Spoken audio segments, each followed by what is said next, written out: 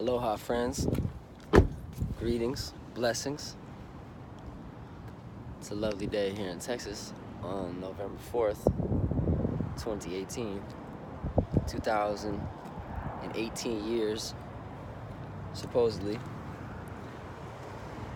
that mark the passing of a certain Yeshua sage, mystic, many in the Western world known as Jesus. 2018 years after his death, that's what that number references specifically. The one who was the Son embodied. And people are like, oh, Jesus is a myth. Well, read up on Yeshua, not Jesus. So, interesting day for me today. Speaking of crosses to bear. So this is my outfit right now. Right? Got some, this was a black hoodie. I bleached it several different times over the course of the past year and layered it up so it's peach. Just got this at like an Army Navy, Patagonia, Disney, $10 at a gas station, Adidas, I think Hanes, and then Adidas. You know, I'm an American. Vibes, color palette, tuned. So this really interesting thing happened when I just went in. Got this little guy that I picked up at a like a little thrift store kind of vibe, and it was in the middle of the desert, in between Phoenix and like somewhere else, New Mexico or something. And so was here watching this movie called Bohemian Rhapsody. It's really bright, so I'm gonna get in the car. Been wanting to see this movie since I saw its trailer. I don't know how long ago. And Freddie Mercury has been one of a few people for me that have become really the one of the main reference points of my desired integration of the masculine and the feminine components within myself. Integration of those polarizing aspects. I desire to embody my soul fully and articulate with each and every specific nuance that is true. That is true. And so I look at Freddie's life and I'm like, wow, what an interesting cross to bear. And that's, from what I understand, the essence of Christianity is that each is given a cross, which is the physical body. And that physical body has this, I look at Christianity through a yogic lens now, and I see that the idea of bearing the cross as the body, as this carbon sheath of the soul, that it has this innate karma innately woven into it, intrinsically about it. You can't talk about the identity of the soul in a body without talking about the quality and the essence and the nature of that soul in that body, and basically how that soul can manifest a fulfilled life through living a certain way. And so that's the idea of Dharma. So that's a little intro. A really, really interesting thing happened to me today. And I took out my phone to make this video, and it was 4:44 on November 4th, 2018. And I was like, okay, that's cool, it feels good. I'm sorry, 2:44, not 4:45. I saw a lot of fours, it was 2:44. And because I went and saw the 12:10 movie here of Bohemian Rhapsody here in classy Waco, Texas, at the Jewel Stadium Theaters, not the Galaxy Theaters. And movies like 20 minutes in, maybe 30, it was definitely it was like the movie was fully set up.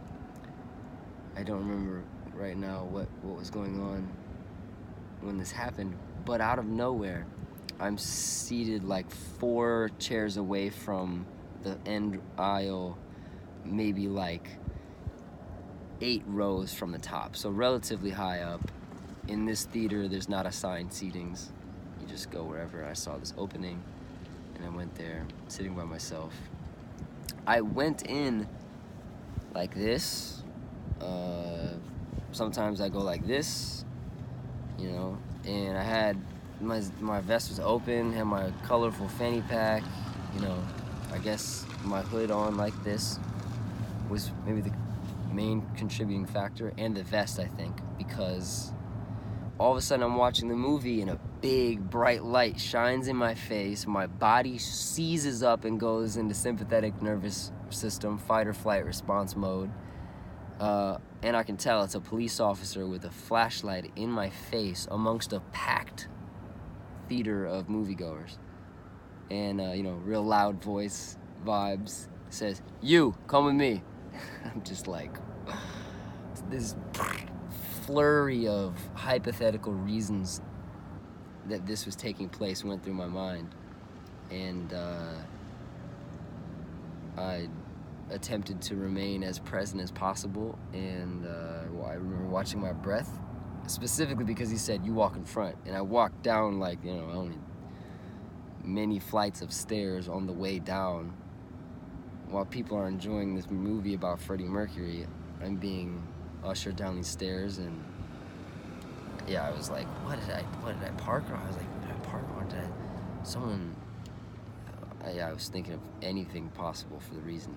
And I get out in front of the theater, and the first thing I said when we left where the people were, I was like, it's a pretty bright light in my eye there, because I didn't know what was going on. And so this guy, two white cops, they look at me and they said, you have any idea why we pulled you out of there? And I was like, I really am looking forward to hearing why. And I think I was watching the Freddie story, so I was a little more in my, I was just like, what is the deal? Why? What could possibly render you doing this? If, you know, what's going on? And to be honest, I thought someone smelled weed on me. This is one of the first thoughts I had. First thought was about my family. Second thought was about weed. And I was like, I know I don't smell like weed. I just washed these clothes. I haven't been around weed smoke in a couple days, but I've been around it in these clothes for sure. Maybe some sensitive Texans smelled it. That was my first thought. As my first thought. And I remember I looked at the lady's eyes who I gave my ticket. I had my sunglasses on. It was bright out. I had just got my ticket. I had my sunglasses on, and I remember she gave me a little look. I know I don't look like a normal, just human walker, right? So, cool. I'm fine with that. And he said, do you have any idea what's been going on in the past week in America? And I was like, what are you talking about? And he said, well, some of the people in that, he said a couple of your something like couple of the fellow moviegoers in there were a little worried by your look and what they thought you might be up to. And I immediately was like, I saw my I saw this vest from an old white woman's perspective. And I feel like, I say old white woman because I feel like the majority of the people around me, in specifically the part where I was seated, were, I suppose I saw a few melanated individuals, but mostly Caucasians and mostly above 50s. There was no kids. I feel like the section of the theater that I was sitting in, I saw one family above me, and they were of brown melanation. The melanin in their pigmentation was not black; it was brown, and Hispanic lineage. But the other people, I'm looking at my kind of memory of walking in, and I was around mostly baby boomers, and Caucasian baby boomers. And he said, and so this cop was like, yeah, you basically, there was these bombings last week. I don't watch the news or tune in as much as the, I suppose, normal American. I don't know if that label is even relevant, but I was aware that there were these bombings last week. I saw it on Instagram. I saw enough. I don't watch like a TV. I don't have a TV channel. I don't have TVs, but I'm around people who have TV and talk, and obviously the internet. But I didn't like read stories. I literally was there was a day, I think it was the day that happened, and I was scrolling, and all of a sudden it said boom, several, I don't know if it said several dead, it said something about bomb, and I was just like, man. And then, you know, it hit me, and I kept scrolling. I think I was with family at the time, and I didn't feel like getting into it.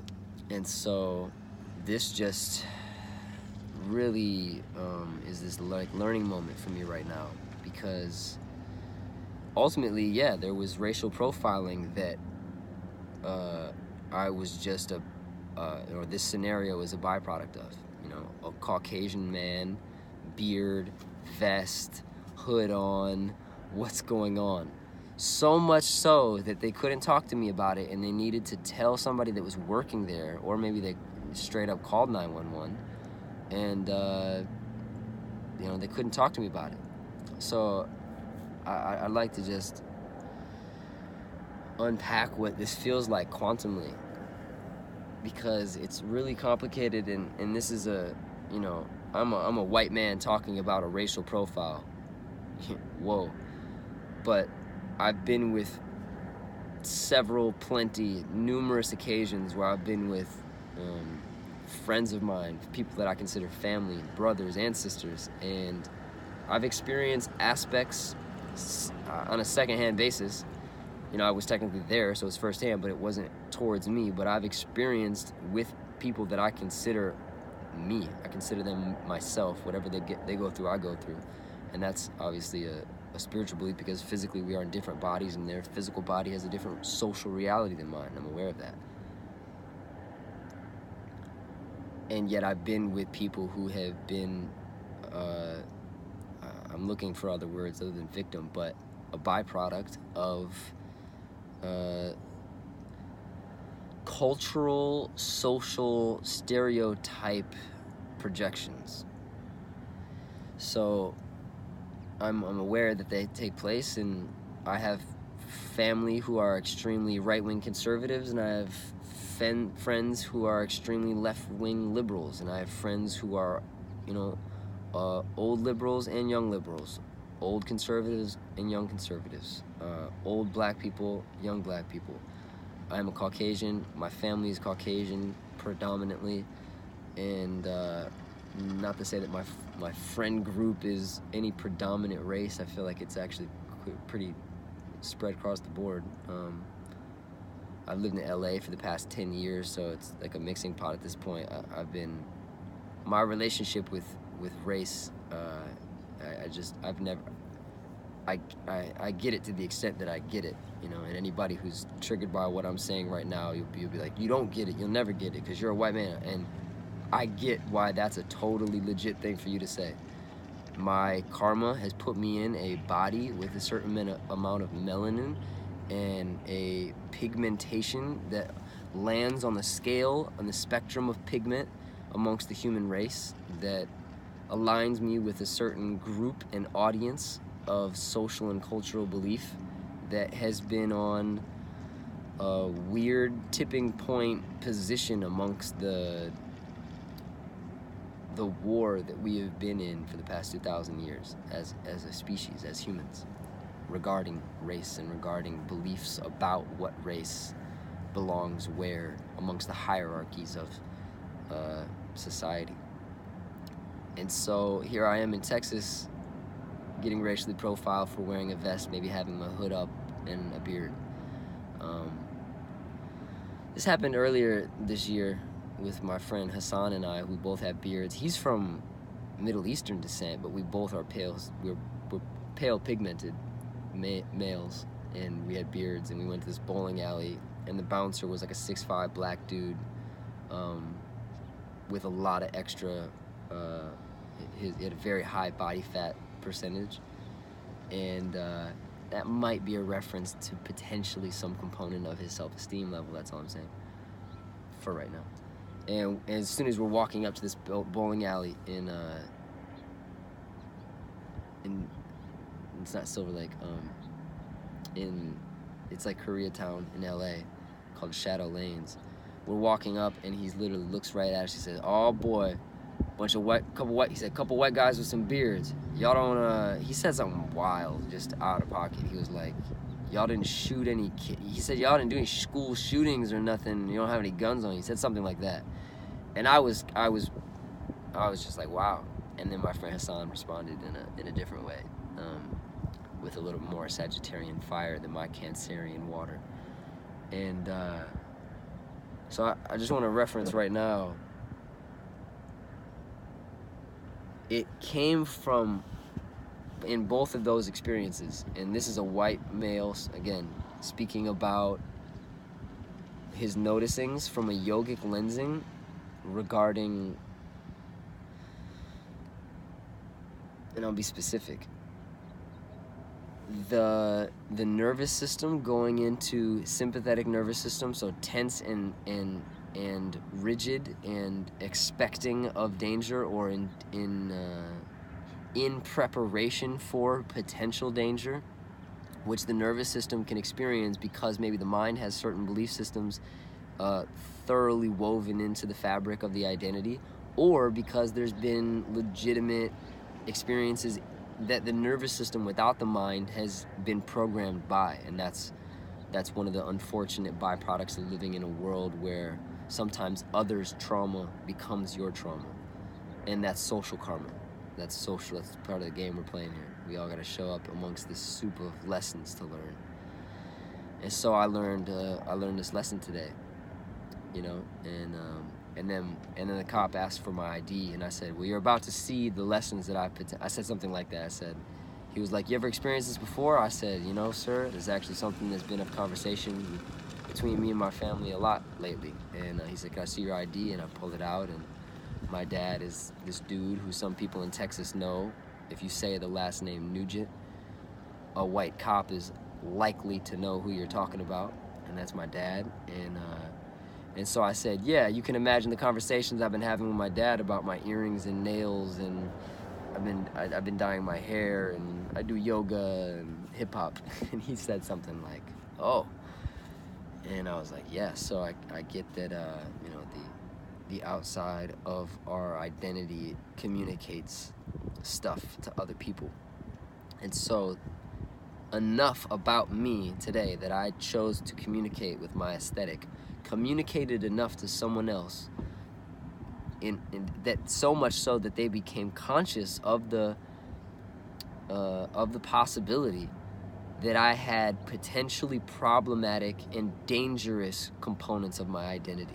So much so that I needed to be asked to leave the audience and the group to be further investigated. That was traumatizing.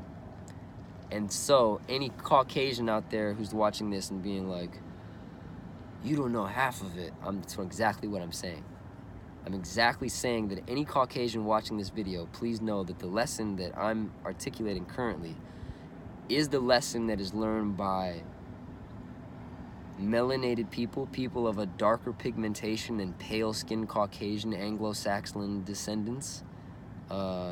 It's a reality in America every day for people of darker pigmentation.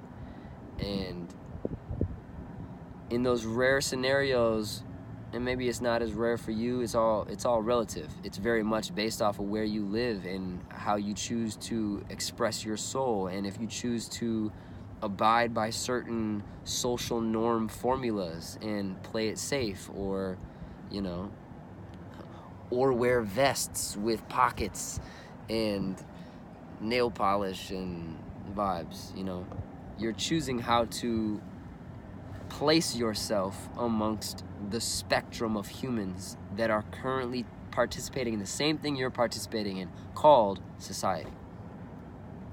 And so for any melanated soul out there, you know, our souls are one, but your body is maybe more melanated than mine, and so you may have learned this lesson at a very young age, that certain humans don't have the capacity to see beyond what they have been shown your body means about your soul, which is really unfortunate, because that's when people can't see you. That's when people can't see past your exterior and they only see your shell. And those are always feelings of my labeling of those feelings are inadequate and surface level. Inadequate meaning no depth, no, it's not the real thing. I don't want that. But some people are imprisoned to the surface of existence because that's where fear lives. And this idea that we are, this reality that we are one is only an idea to many who are imprisoned to the identity they assume as their body. And so my current lensing of, so I've heard this term ego since I was, I don't know, I feel like I heard it as a teenager, and then it just started to be something that I used. And then I moved to LA when I was 19, and I started studying acting in a theater, and the word ego is used maybe a little bit more in an environment like that. And then I got into psychology because an actor, I want to learn psychology to understand the mind, and I had an interest in philosophy before psychology stood out, but psychology became very interesting because it felt like the philosophy of the mind, and I was confused about my own mind deeply at age 19, living in Los Angeles, pursuing arts, an identity flexing medium and career. And so the work of Carl Jung and Sigmund Freud stood out just because I googled some things, and their work stood out. But I never really Carl Jung has a really cool model of the ego, and then he's got this structure like the ego, the superego, the id, within the shadow there is the anima and the animus. He's got all these words and terms for how the structure of this psychic space that is our mind manifests in the personality and in the identity structure. I'm communicating concepts about something that's not physical, we think is our it's an aspect of our brain, but it's not our brain, but we consider our mind to be somehow in the upper component of our physical body. And so then I find yoga at 26, and yoga's like, well, here's the thing about yoga. It isn't like the Abrahamic religions of Islam, Judaism, and Christianity that basically segmented science and spirituality. Yoga has them integrated, and so psychology never became psycheology, which is a Greek psycheology. It never became that. Yoga was about being with your body, your mind, and your spirit in a certain way so that it's always just one situation and not split or segmented. But so I find yoga at 26, and one of these core concepts really, really just grabbed me, which was that you aren't a soul. You don't have a soul. You are a soul. You have a body. So it's the idea you are a soul in a body that is your vehicle, your vessel for embodiment in this current trip to Earth to learn something, to become something, to learn something, which is your karma, which you'll most likely best learn through what is called your dharma. All these terms yogically, but they came to me as a confused, Western-minded Caucasian man who no longer identify with Christianity. And yoga was like, yeah, you are a soul. And so then the chakra system, this is a yogic idea. We have a bioluminescent component of our being that is physical. We have this physical body. So when I say me and then you say you, or I say you and then I say I, it's kind of a confusing thing of like, well, what do you mean? If you really get into it. But if you just live on the surface, then it's never up for question. But for someone who is looking to alchemize their identity to merge with that which is most pure, which is most high, which is most serene, which is not based in time and space and eternal, that is the soul, that is the crystalline component of the physical sheath that is connected to the light of the one, consciousness, awareness that pervades, that permeates, that makes up all that is, the one. So when you want to merge with that, you start to look at, well, what do you mean me? What do you mean I? What are these things that we're talking about when we say I and me and we and us? So what is identity? And so who are you identifying with is a relevant question to a seeker of such nature. And so a day like today to me is an awesome gift because, you know, nothing bad really happened. You know, I learned this lesson in what seems to be a very extremely peaceful way. And this is also some shamanic kind of lesson in personalized journey, like there's a friend who gave me this term. It's really a Terence McKenna term, I think, but the cosmic giggle, you know, is winking at me on a day like today. Every day it is, but in certain moments of certain days, we're able to remember we are us for a reason. We are the one that we are inside of as a body, identifying with for a reason. We have the soul that we have for a reason. And so yoga says you have the Atma, which is the soul, and then you have I forgot the term, but it's basically like the Atma is your individuated soul, which is connected to the group Atma, and then the group Atma has many group Atmas. You know, there's many souls. There's less group Atmas or group souls or soul groups, and then there's you know, it gets even less and less up on this.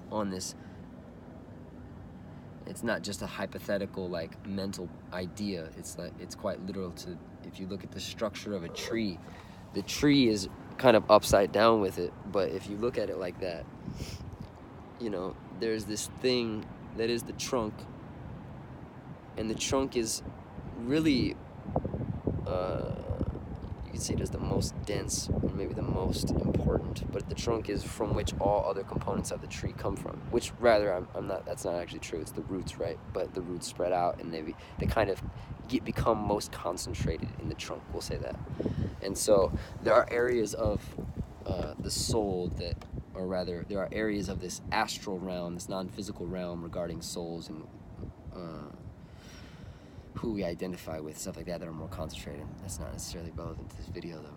What this video is about is this lesson that I don't know if I have the theme and the motif for it digested quite yet, but I wanted to capture it while it was still present in my system right as soon as I walked out of this theater. So yeah, that was my experience. Just wanted to unpack it and share the download as it is. Share more soon. Much love. Namaste.